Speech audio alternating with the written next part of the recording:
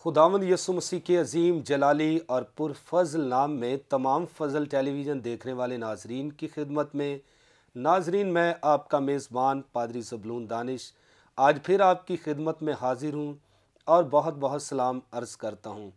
नाजरीन, आज हम बात करेंगे एक ईमानदार के किरदार पर। तो आज जो गेस्ट मेरे साथ मौजूद हैं, खुदावंद के खादिम, प्यारे भाई, प्यारे दोस्त, हम खिदमत पास्टर नासर बरकत साहब, जिनका ताल्लुक़ लाहौर शहर से है।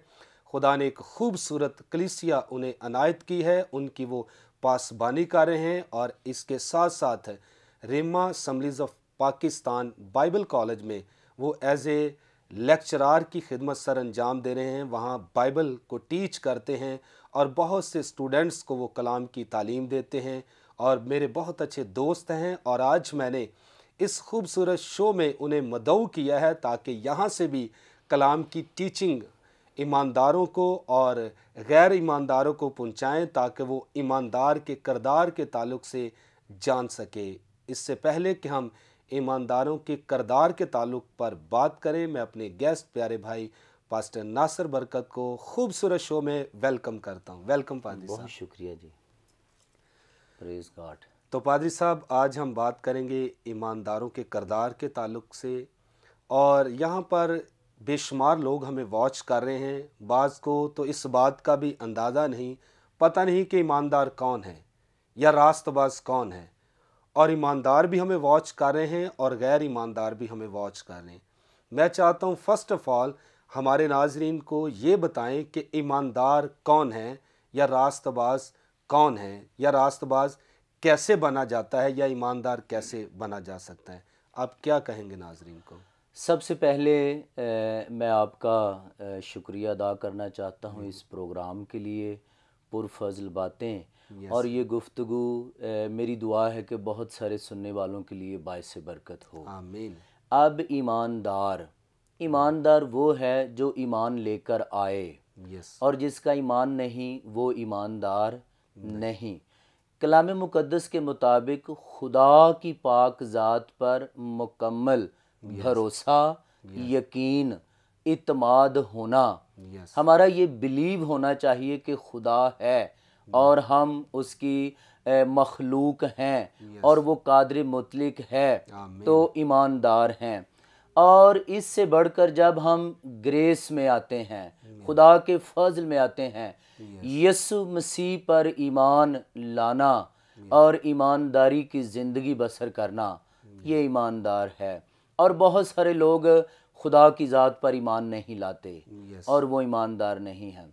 एक और बात यहाँ पे, नामी मसीही या जो ज़ाहरी तौर पे ईमानदार हैं, बज़ाहिर में दीनदार या ईमानदार कहलाते हैं, पर प्रैक्टिकल लाइफ में उनकी ज़िंदगी ईमान के मुताबिक नहीं है।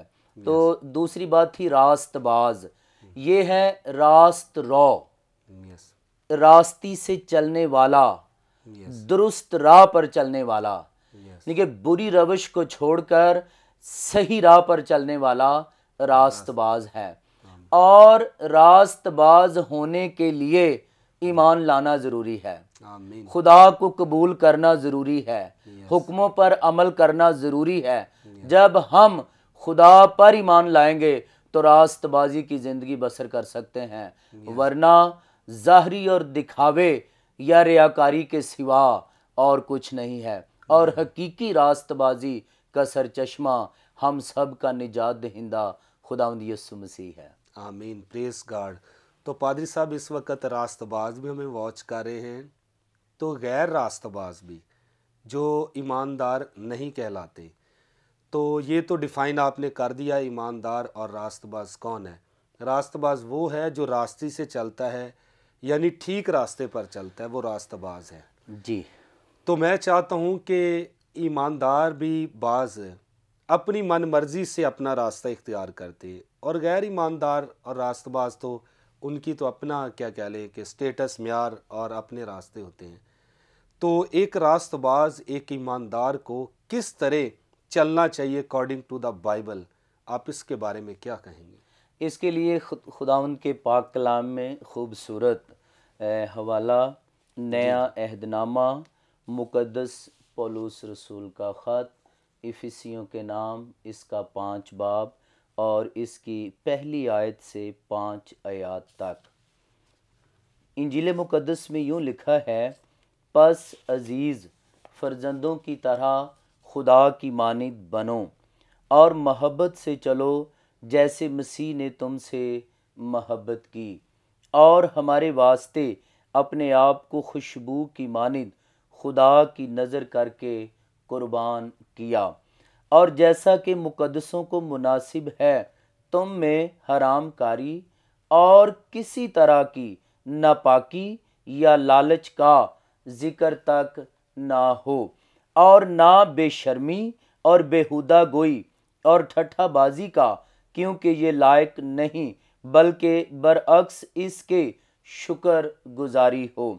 क्योंकि तुम ये खूब जानते हो कि किसी हरामकार या नापाक या लालची की जो बुत परस्त के बराबर है मसीह और खुदा की बादशाही में कुछ मिरास नहीं।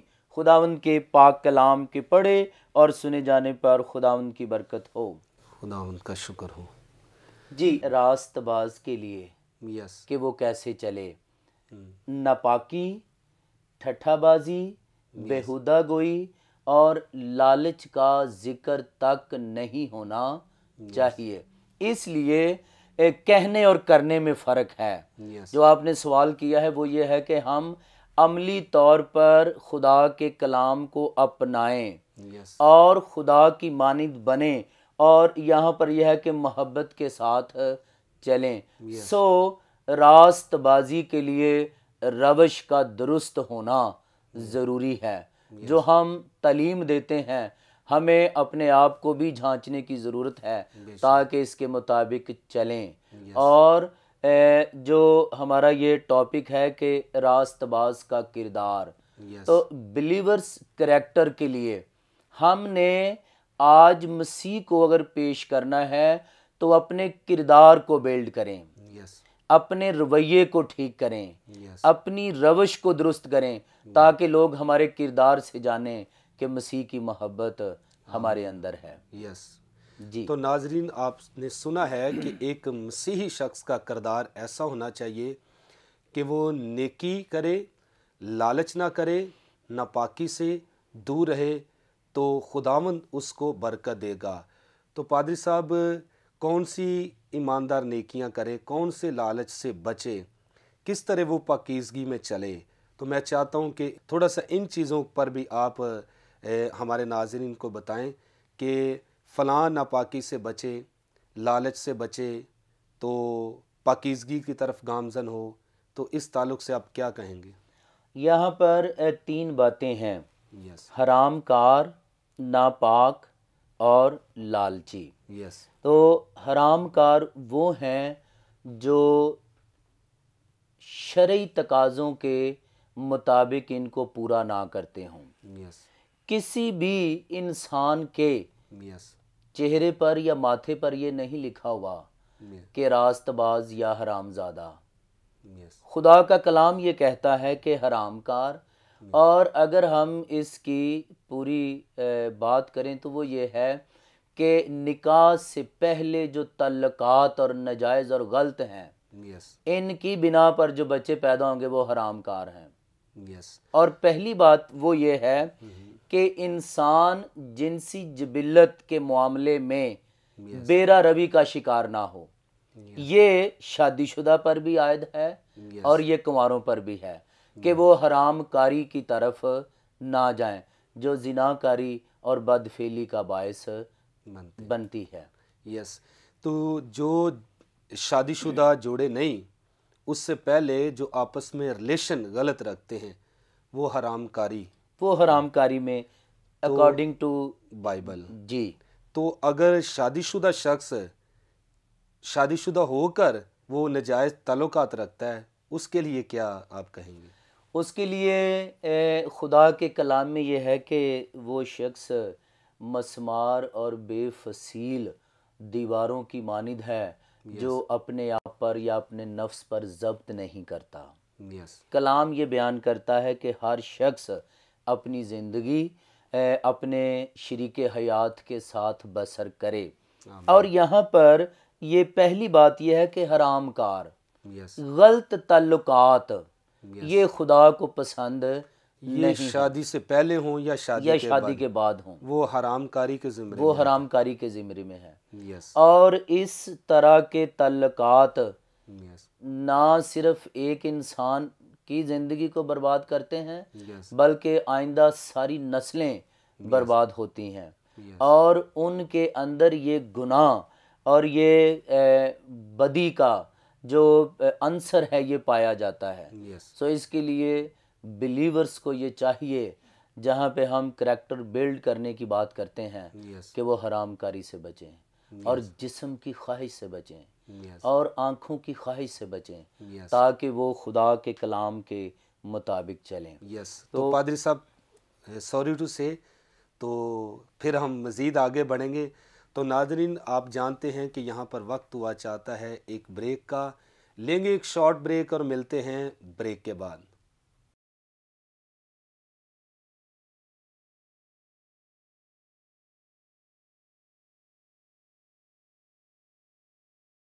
वेलकम बैक नाज़रीन। ब्रेक पर जाने से पहले खुदा का खादिम बता रहा था हरामकारी के ताल्लुक़ से, बड़ी खूबसूरत बात उन्होंने बताई है।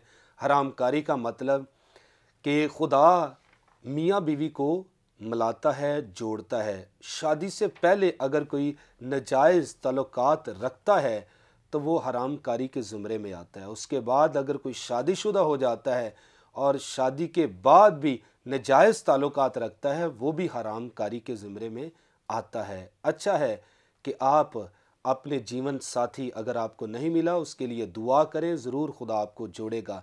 अगर खुदा ने आपको जोड़ दिया है और अपने साथी के साथ बड़ी ईमानदारी के साथ ज़िंदगी बसर करें, तो खुदा आपकी अज़दवाजी सफ़र को मुबारक करेगा और खुदा आपको पसंद करेगा। मज़ीद हम आगे बढ़ेंगे। हम आज सीख रहे हैं ईमानदार के किरदार के ताल्लुक़ से। तो पादरी साहब वहीं से कंटिन्यू करेंगे आगे, क्या आप मज़ीद हमारे नाजरीन को कहेंगे? दूसरी बात यहाँ पे यह है नापाक। जी ठीक है, पाक साफ़ होना, पाकीज़गी और तहारत का मतलब ये है कि जिस्मानी नजासत और आलूदगी को अपने बदन से दूर करना। ये तहारत है। मिसाल के तौर पे गंदे कपड़े हैं, चेंज करें। आपका जिस्म आलूदा है, नहाएं धोएं, अपने आप को पाक साफ़ करें। ये जिस्मानी पाकीज़गी है। अब खुदा का कलाम रूहानी पाकीज़गी का तकाजा करता है, और वो है अंदर से दिल का पाक साफ़ होना।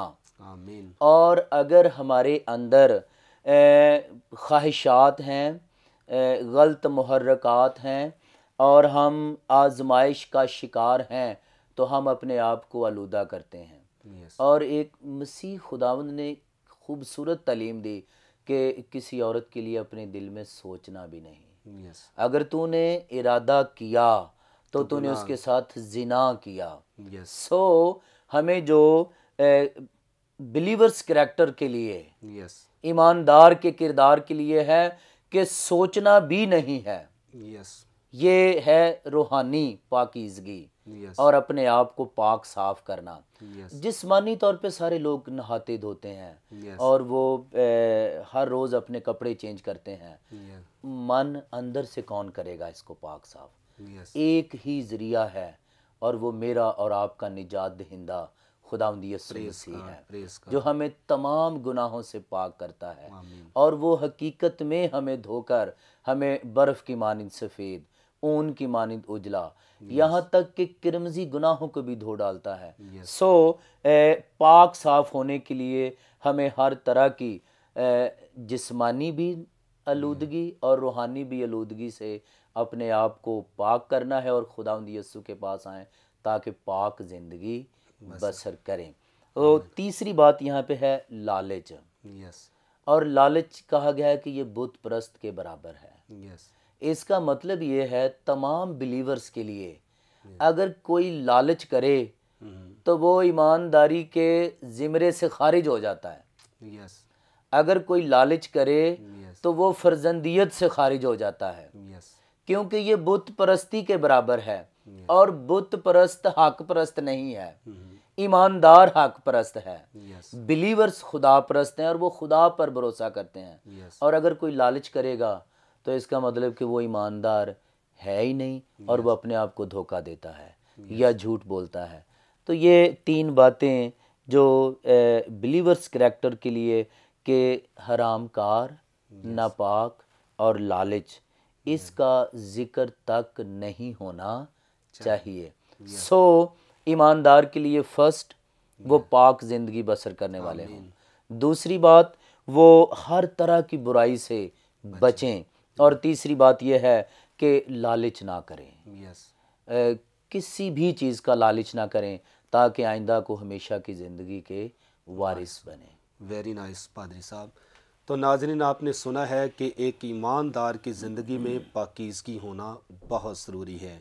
जिस्मानी तौर पर भी अपने आप को पाक रखें और रूहानी तौर पर भी अपने आप को पाक रखें। ज़्यादातर लोग जिस्मानी तौर पर अपने आप को पाक रखते हैं, अच्छा क्या कह लें, पहनते हैं, नहाते धोते सब कुछ करते हैं, लेकिन अंदर गंद भरा होता है। तो यीशु मसीह की तालीम भी यही है कि आप सफ़ेदी फिरी हुई कब्रों की मानिद है और तुम प्याले और रकाबी को फ़कीयों और फरीसियों से कहा था, ऊपर से तो साफ़ करते हो लेकिन उसके अंदर गंद भरा हुआ है।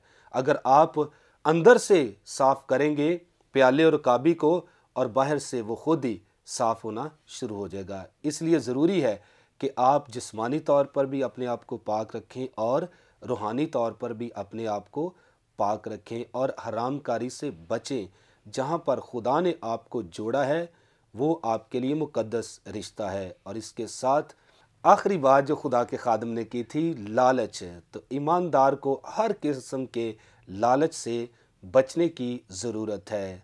तो पादरी साहब, ये 3 बड़ी खूबसूरत बातें आपने हमारे नाजरीन तक पहुंचाई हैं।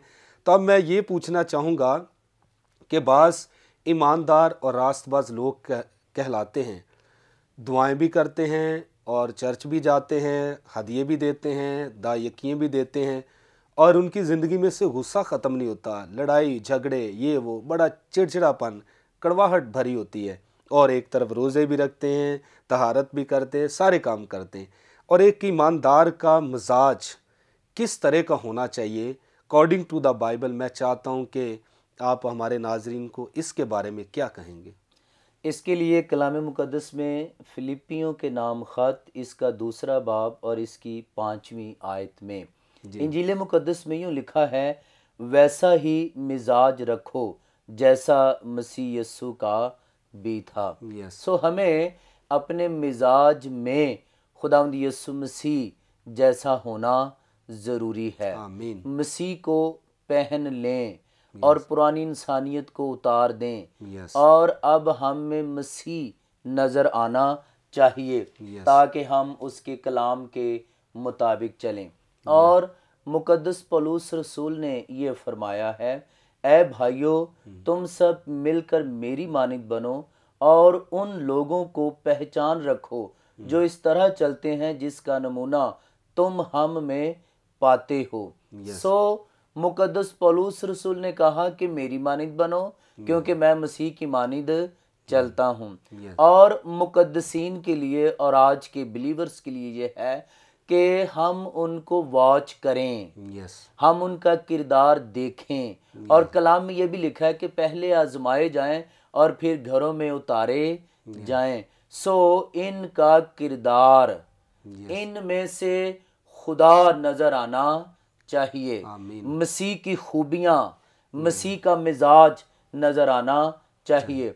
और फिर मुकद्दस पौलुस रसूल ने मजीद ये भी कहा कि जो बातें तुमने मुझसे सीखी और हासिल की और सुनी और मुझ में देखी, उन पर अमल किया करो। आपके सवाल का जवाब ये है कि जो बातें यीशु मसीह से सीखी, जिन बातों को यीशु मसीह ने सिखाया और जिन बातों को हमने खुदा के मुकद्दसीन में देखा, उन पर अमल किया करें। आमीन। हमें प्रैक्टिकल ऐसा करने की ज़रूरत है। और ये लिखा है कि खुदा जो इत्मीनान का चश्मा है तुम्हारे साथ रहेगा।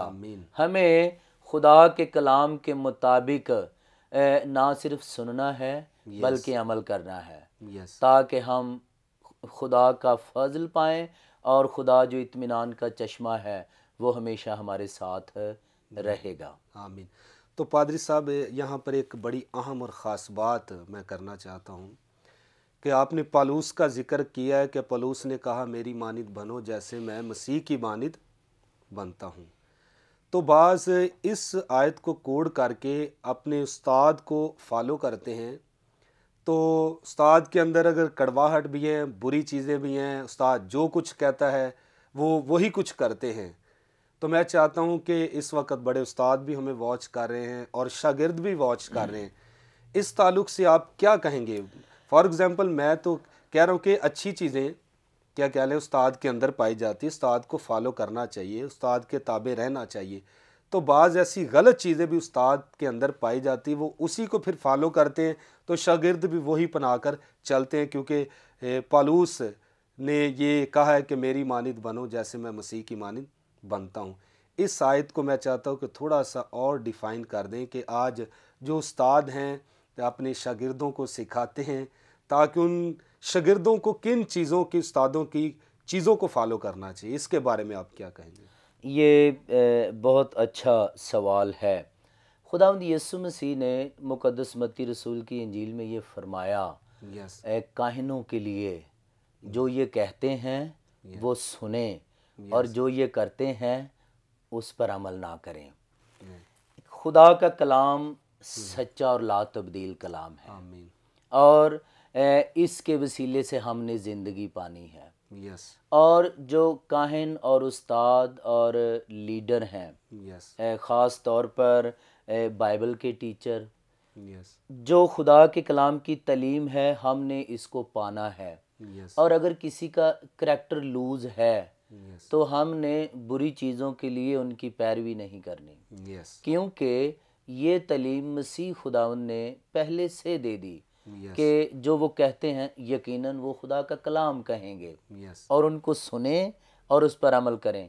और अगर किसी का शख्सी किरदार दूसरों के लिए ठोकर का बायस है तो वन थिंग उन्हें अपने आप को ठीक करना चाहिए। यस और सेकंड, सादा ईमानदारों के लिए हमें किसी के बुरे किरदार और रवैये की वजह से यस जो है ना वो सबको बुरा कहने की ज़रूरत नहीं है, बल्कि हम तजर्बे से मालूम करें और हम इम्तियाज़ का रूह रखें, यस रूहों को परखने की हमारे अंदर सलाहियत हो यस और खुदा के पाक रूह की रहनुमाई पाएँ और हम दुरुस्त और बेहतर तरीके से चल सकते हैं। आमीन। ये हकीकी बात है कि बहुत सारे जो गलत चलने वाले हैं सारे ईमानदार नहीं, यस बहुत सारों का करैक्टर ठीक नहीं।